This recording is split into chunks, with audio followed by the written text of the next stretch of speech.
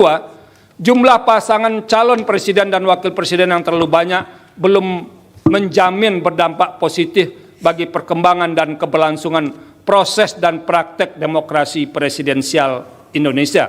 Oleh karena itu, pembentuk undang-undang dalam merevisi Undang-Undang 7 2017 dapat melakukan rekayasa konstitusional atau constitutional engineering dengan memperhatikan hal-hal sebagai berikut. 1. Semua partai politik peserta pemilu berhak mengusulkan pasangan calon presiden dan wakil presiden. 2. Pengusulan pasangan calon presiden dan wakil presiden oleh partai politik atau gabungan partai politik peserta pemilu tidak didasarkan pada persentase jumlah kursi di DPR atau perolehan suara sah secara nasional. 3. Dalam mengusulkan pasangan calon presiden dan wakil presiden, partai politik peserta pemilu dapat bergabung sepanjang gabungan partai politik peserta pemilu tersebut tidak menyebabkan dominasi partai politik atau gabungan partai politik sehingga menyebabkan terbatasnya pasangan calon presiden dan wakil presiden serta terbatasnya pilihan pemilih. 4. Partai politik peserta pemilu yang tidak mengusulkan pasangan calon presiden dan wakil presiden dikenakan sanksi larangan mengikuti pemilu periode berikutnya.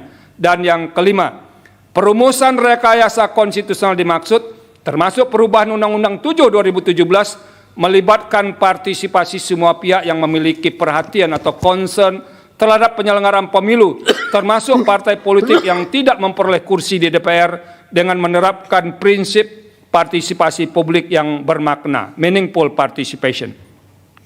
Menimbang bahwa berdasarkan seluruh pertimbangan hukum di atas, telah ternyata ketentuan pasal 22 Undang-Undang 7 2017 tidak sejalan dengan prinsip persamaan kedudukan dalam hukum dan pemerintahan, hak memperjuangkan diri secara kolektif, serta kepastian hukum yang adil sesuai dengan pasal 27 ayat 1, pasal 22C ayat 2, pasal 28D ayat 1, pasal 28I ayat 2 Undang-Undang Dasar NRI tahun 1945 sebagaimana yang didalilkan oleh para pemohon. Dengan demikian, dalil pemohon adalah beralasan menurut hukum untuk seluruhnya.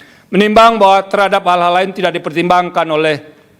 dipertimbangkan lebih lanjut karena dinilai tidak ada relevansinya.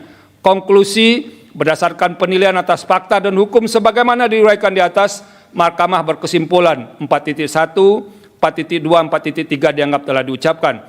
Berdasarkan Undang-Undang Dasar NRI tahun 1945, Undang-Undang 24 tahun 2003 tentang Mahkamah Konstitusi dan selanjutnya dianggap telah diucapkan. Amar putusan mengadili. 1. Mengabulkan permohonan para pemohon untuk seluruhnya. 2. Menyatakan norma pasal 222 Undang-Undang Nomor 7 Tahun 2017 tentang Pemilihan Umum Lembaran Negara Republik Indonesia tahun 2017 nomor 182, tambahan Lembaran Negara Republik Indonesia nomor 6109, bertentangan dengan Undang-Undang Dasar Negara Republik Indonesia tahun 1945 dan tidak mempunyai kekuatan hukum mengikat. 3. Memerintahkan pemuatan putusan ini dalam Berita Negara Republik Indonesia sebagaimana mestinya. Terhadap putusan Mahkamah Agung terdapat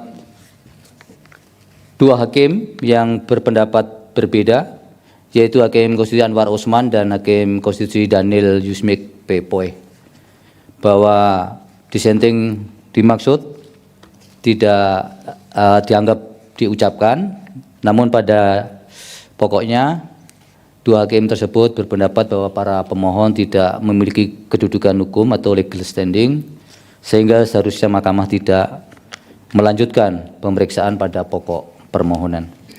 Demikian diputus dalam rapat pemusatan hakim oleh 9 hakim konstitusi, yaitu nama-nama hakim dianggap diucapkan pada hari Selasa tanggal 3 bulan Desember tahun 2024 yang diucapkan dalam sidang pleno Mahkamah Konstitusi terbuka untuk umum pada hari Kamis tanggal 2 bulan Januari tahun 2025 selesai diucapkan pukul 15:27 waktu Indonesia Barat oleh 9 hakim konstitusi tersebut di atas dengan dibantu oleh Francisca Sukri Asari, Jepri Porkonanta Tarigan, dan Alipah Ramawati sebagai panitera pengganti. Download Tribun X sekarang, menghadirkan lokal menjadi Indonesia.